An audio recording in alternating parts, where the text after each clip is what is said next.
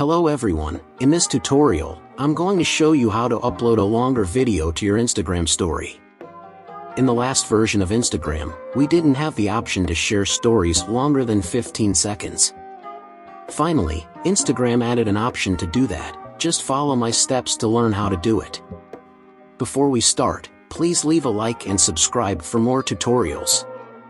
The first step you need to take is to check whether your Instagram app is updated. If it is not, go to the Play Store or App Store and update the Instagram app. After that, open your Instagram app on your device. When you do that, swipe to the right to go to the Instagram camera.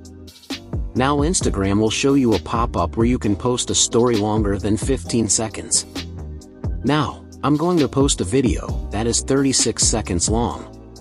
Tap on it and then finish by posting it on your story. Thank you for watching, and if you have any questions or comments, please leave them down below. Don't forget to like and subscribe for more tutorials like this.